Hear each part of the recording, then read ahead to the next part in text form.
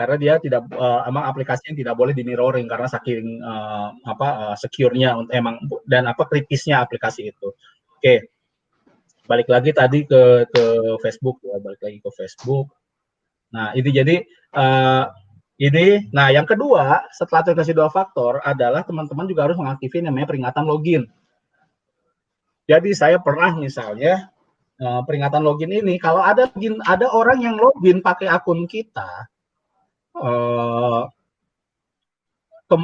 di device di perangkat yang tidak dikenal, misalnya kan saya sering pakai laptop, saya sering pakai HP. Dua ini kalau saya login Facebook pakai dua perangkat ini, Facebook nggak akan aneh-aneh. Tapi tiba-tiba Indriatno ada perangkat misalnya iPhone di Pare-Pare mencoba masuk ke akun login Facebook Anda. Itu pernah saya dapat kayak gitu ya, bukan dari Pare-Pare, dari Brasil bahkan. Ini ada ada permintaan login dari Brasil. Apakah ini Anda? Di bawahnya ada pilihan, ya ini saya, bukan, ini bukan saya. Saya klik bukan, ini bukan saya, di logout yang di sana. Jadi ini di email ya. Ini yang penting untuk dilakukan juga ya. Oke, balik lagi ke sini tadi ya, cara menjaga akun tak aman. Nah, tadi ya terkait yang nah ini yang login tadi yang saya sampaikan tadi nah notifikasi, ada Facebook notifikasi kalau ada yang login atau email notifikasi ya. Jadi kita bisa tahu kalau ada orang yang login di luar kebiasaan kita. Itu pernah kok saya berapa kali, saya bukan pernah lagi, sering gitu ya, ada orang gitu ya. Berarti mencoba menghack akun saya, mencoba login, dia nanya ini yang dilakukan, saya langsung bukan saya, dan langkah kedua yang harus dilakukan adalah ganti password. Ya, itu harus dilakukan. Entah gimana orang bisa mendapatkan password saya misalnya. Nah ini tadi gunakan autentikasi 2 faktor. Ini tadi aplikasi autentikasi yang saya bilang, authentication application, authenticator application. Ini saya pakai ini ya. Untuk ini atau ya ini tadi bisa pakai pesan teks atau SMS yang gampang, minimal SMS gitu ya. Nah, kok kayaknya ribet banget ya, banyak hal yang harus dilakukan gini. Jadi saya sering ditanya seperti itu, kok ngomongin security itu kok jadi ribet banget. Ini sebenarnya bukan ribet sih, bahkan tidak ribet sama sekali kalau urusan ini. Karena apa? Sama dengan kita, Mbak Nurul, rumahnya ada pagernya nggak? Ada. Digembok nggak pagernya kalau malam? Digembok. Gembok. Kenapa digembok? Padahal kan repot, orang kalau mau keluar masuk pagi-pagi repot harus buka. Ya hilang Nurulnya. Ya, kenapa? Ya itu tadi, masalah keamanan tadi memang berbanding lurus dengan dalam tanda kutip keribetan kita. Kalau perlu tuh gembok, gak cuma 1, 5 gembok. Semakin banyak gemboknya semakin aman. Tapi kalau nggak digembok, makin santai kita, nggak usah ribet. Bahkan kalau perlu nggak pakai pagar, nggak pakai pintu, enak kita kan keluar masuk nggak pakai ribet. Tetapi tidak aman. Semakin tidak ribet, semakin tidak aman. Sama di dunia nyata ataupun di dunia digital, hal ini juga sama. Oke, hal lain yang mungkin ingin saya sampaikan adalah terakhir di WhatsApp nih. Karena saya tahu ini saya ngomongin aplikasi-aplikasi yang sering kita gunakan saja gitu ya. Di WhatsApp juga kita sering banget kan namanya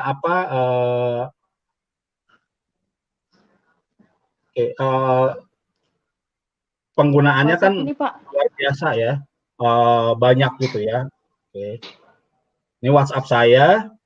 Oke, silakan kalau teman-teman pegang WhatsApp atau nontonnya tidak lewat ini kemudian masih megang HP, bisa dicoba nih.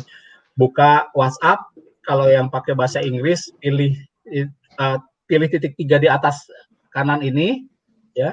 Kemudian klik, pilih setelan kalau bahasa Indonesia, kalau bahasa Inggris pilih setting ya. Masuk ke sini.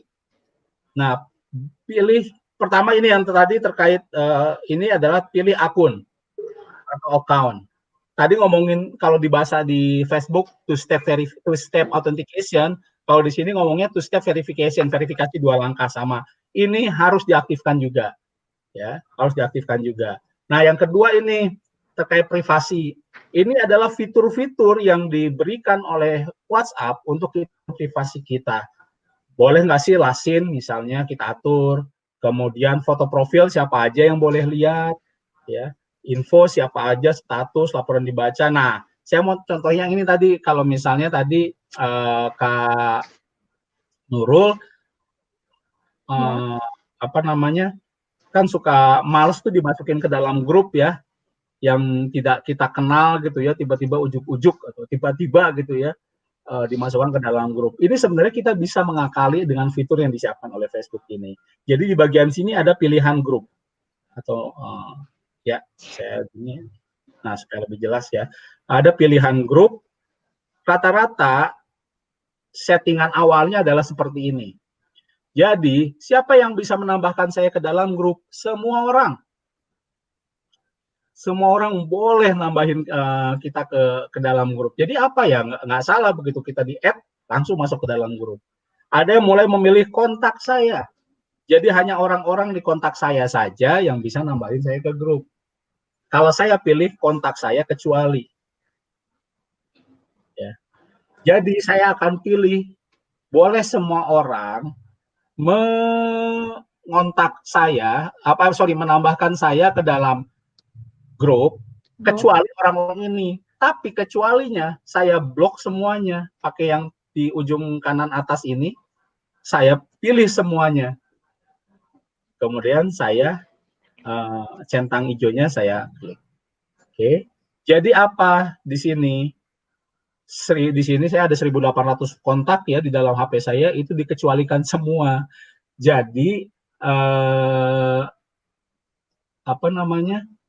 Begitu ada orang mau masukkan ke saya ke dalam grup, dia tidak bisa, dia hanya bisa mengirimkan invitation. Hey, Nurul mau masukkan kamu ke grup Speedy misalnya. Speedy misalnya.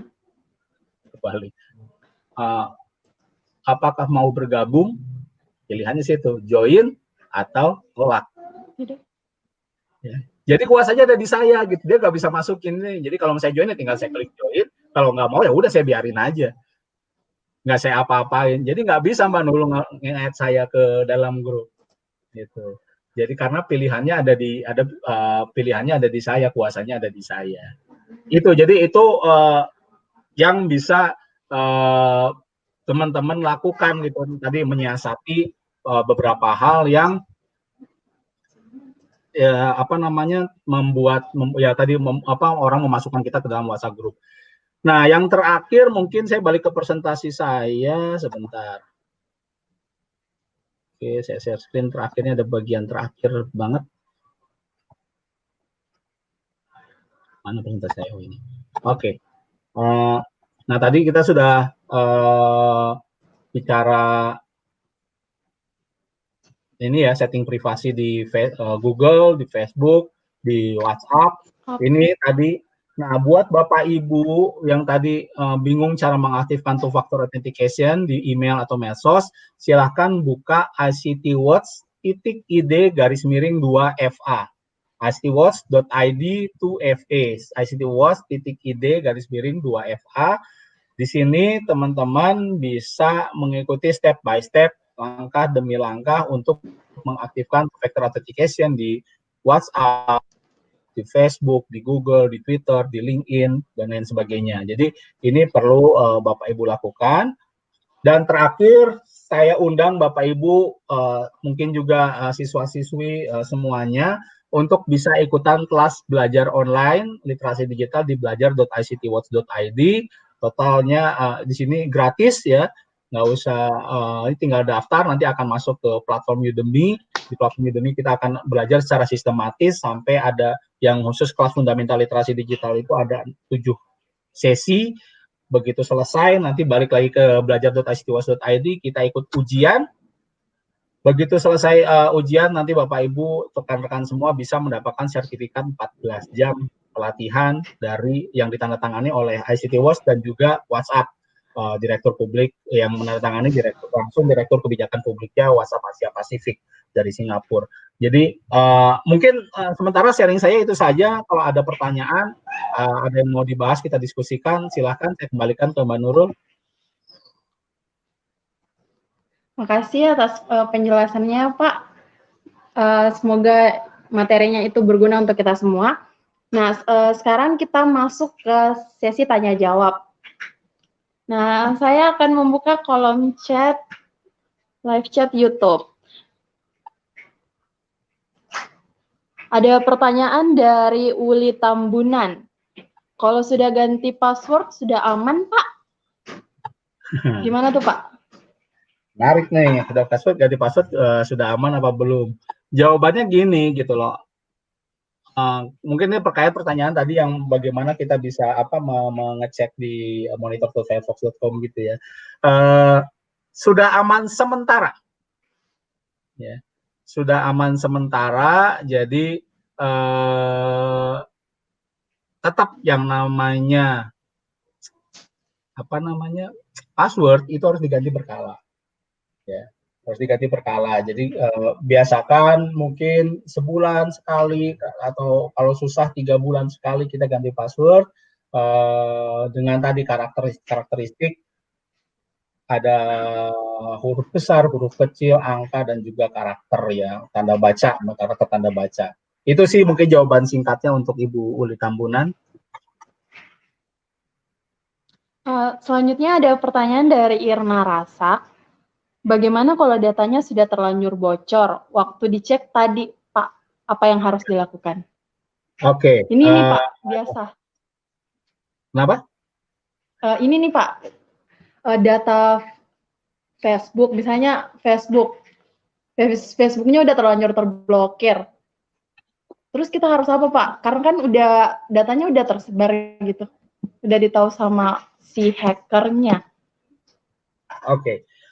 Yang pertama tadi saya jawab dulu yang Bu Irna tadi di monitor.firefox.com ya. Kalau datanya sudah terlanjur bocor, segera ganti password Bu, log out dan login lagi gitu ya dengan password yang baru. Ya, jadi itu ya saya tidak istilahnya kayak Tokopedia tadi bocor, saya nggak deactivate gitu ya. Saya cuma ganti password, saya log out dari semua perangkat kemudian login lagi. Jadi itu paling tidak bisa menginginkan, tapi memang info tentang kebocoran datanya itu juga terlambat. Mungkin orang juga sudah masuk ke ini saya, tapi untungnya saya tidak punya istilahnya dompet digital dan lain sebagainya. Nah, lalu kalau ada pertanyaan gimana nih kalau akun yang sudah dihack gitu ya, sudah terutama di Facebook itu sudah masuk, sudah diambil alih segala macam. Nah, Bapak Ibu bisa nih, saya coba sebentar. Saya cari.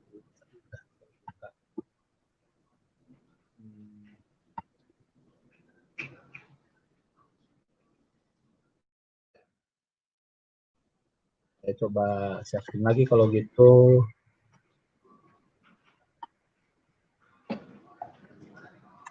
Ya, ini ada Bapak Ibu bisa masuk kalau punya akun yang dibajak atau akun kita dibajak, Bapak Ibu bisa masuk ke facebook.com/help/hack ya. Atau bisa di googling lah bagaimana mengembalikan akun yang dibajak atau akun palsu. Di sini akan ada petunjuk. Kalau misalnya ternyata kok nama saya berubah atau tiba-tiba ada pesan yang tidak Anda tulis tapi kok muncul postingan gitu ya, kemudian ada permintaan pertemanan dari orang yang nggak kenal atau mungkin ya ada email atau kata sandi berubah. Ini Bapak Ibu harus langsung cek di sini, nanti ada linknya di sini. Ada linknya untuk mengunjungi halaman ini, nanti kita bisa melaporkan ini. Ya. Bisa melaporkan, saya menemukan postingan yang saya buat atau orang lain masuk ke akun saya tanpa izin, menemukan akun yang menggunakan nama atau foto saya, atau ini. Jadi ini nanti akan diproses oleh pihak Facebooknya. Jadi memang ada prosesnya. Atau yaitu tadi sebenarnya kalau ini akun teman saya juga kita bisa membantu melaporkannya gitu, ke Facebook kalau misalnya memang ini bukan dari akun, ya maksudnya kita udah nggak bisa masuk ke akun kita. Tapi itu lagi daripada melakukan istilahnya daripada memperbaiki, lebih baik kita preventif, menjaga. Tadi jangan lupa untuk mengaktifkan, tiga hal sebenarnya. Mengganti password dengan password yang kuat. Yang kedua, mengaktifkan two-factor authentication, autentikasi 2 faktor. Yang ketiga, mengaktifkan notifikasi login. 3 hal itu harus Bapak Ibu lakukan. Mudah-mudahan sih kalau 3 hal itu diaktifkan, kemungkinan untuk dijejaknya itu jauh lebih kecil. Itu mungkin, Dara. Oke, ke pertanyaan selanjutnya. Ada komentar dari Bu Mariam Raihan Zakira, kenapa di akun FB saya tidak ada aktifkan autentikasinya, cuman ada 2 poin saja. Waduh, itu saya harus lihat ya kenapa ya, maksudnya apa ngekliknya di yang mananya gitu ya. Ini mungkin saya tidak bisa menjawab langsung, Kak Nurul, karena saya tidak tahu di bagian mana yang 2 poin itu gitu ya. Karena harusnya semuanya sih ada pasti opsi ininya, cuman mungkin nge-tap atau ngeklik yang mananya nih yang harus mungkin ada yang kurang tepat. Itu sih mungkin. Ya baik, kita beralih ke pertanyaan selanjutnya dari komentar Facebook di username Gubergut, apakah aplikasi resmi buatan pemerintah aman digunakan? Nah, ini jawabannya tricky sih sebenarnya ya. Aman gimana, nggak aman gimana. Jadi gini, prinsipnya bahwa data, kalau misalnya ada aplikasi kemudian dari pemerintah, ya pasti ya dari pemerintah ya, jangan ada yang nipu aplikasi dari pemerintah bukan, ternyata bukan. Kalau misalnya ada aplikasi dari pemerintah, paling tidak data kita memang di-store-nya ke sana, ya di-store-nya ke pemerintah. Jadi relatif kita tidak perlu khawatir penyalahgunaan data yang kita masukkan dalam aplikasi tersebut. Tetapi poin nomor 2-nya adalah apakah aplikasi ini memang benar-benar mengikuti kaidah-kaidah security yang baik. Nah, itu saya nggak bisa jawab karena ini sangat bergantung sekali gitu ya. Jadi pemerintahnya kemudian data kelola pemerintah is fine, itu bagus, itu nggak masalah. Tapi apakah ini aplikasinya aman? Aplikasinya aman ini adalah apakah mungkin ada dari penyusup lain? Ya gini deh, website pemerintah juga kan pernah dihack. Ya. Kita tahu karena website pemerintah dihack. Nah ini sama gitu. Apakah ada kemungkinan ada hacker atau misalnya ada istilahnya cracker sih ya yang jahat gitu ya. Kalau hacker sebenarnya bisa baik bisa jahat. Yang bisa istilahnya mengintersepsi data di sini gitu ya. Nah ini yang kita juga tidak bisa pastikan gitu. Jadi aman nggak amannya secara kepemilikan kalau misalnya resmi buatan pemerintah ya is fine, tetapi secara data proteksi datanya itu harus dilihat kasus per kasusnya lagi. Baik, kita beralih ke pertanyaan selanjutnya dari username yang sama. Apakah jejak digital bisa dihapus permanen? Gimana tuh, Pak? Nah, ada satu jargon yang menyebutkan bahwa once you post it online, you can never take it back. Begitu kita posting online, begitu kita posting di internet, kita tidak akan pernah mengambilnya kembali. Jadi gini, apakah bisa dihapus permanen? Misalnya saya Mbak Nurul posting di Facebook nih, misalnya kata-kata kasar misalnya gitu ya. Dalam 5 detik, dalam 1 menit, Mbak Nurul tersadar, ngapain gue posting itu di Facebook? Langsung dihapus. Hilang nggak postingannya kalau udah Mbak Nurul hapus? Di Facebooknya Mbak Nurul hilang. Hilang. Pertanyaannya, apakah dalam waktu 1 menit tersebut ada orang yang sempat meng-capture-nya apa enggak? Itu yang nggak bisa digaranti. Itu yang nggak bisa dijamin. Pas saya buka, pas lagi saya buka timeline, pas saya lihat Mbak Nurul marah-marah di timeline, saya screen capture. Semenit Mbak Nurul sadar, dihapus. Saya udah punya screen capture-annya. Saya jahat, saya sebarkan itu. Jadi itu namanya jejak digital tidak bisa ada yang bisa dihapus permanen, ya. Karena kita tidak pernah tahu ketika bicara teknologi digital, kita tidak akan pernah tahu untuk bagaimana perputarannya, ya. Oleh karena itu hati-hati sekali, kita selalu mengambil istilahnya slogan kami dari CityWatch, kami selalu campaign wise while online, bijak ketika online, think before posting, selalu berpikir ketika posting, sharing sebelum sharing, selalu menyaring informasi apapun sebelum kita sharing. Kalau lagi emosi jauh-jauh lah dari HP, daripada tadi gitu ya, kita marah-marah di medsos, akhirnya menyesal di kemudian hari. Jadi itu mungkin jawabannya, bahwa tidak bisa, pada prinsipnya sih sulit untuk menghapus jejak digital secara permanen. Yang ditulis di beranda Facebooknya bisa hilang, tapi untuk di orang lain nggak bisa hilang ya Pak? Betul. Selanjutnya Pak, ada lagi pertanyaan dari akun yang sama di komentar Facebook.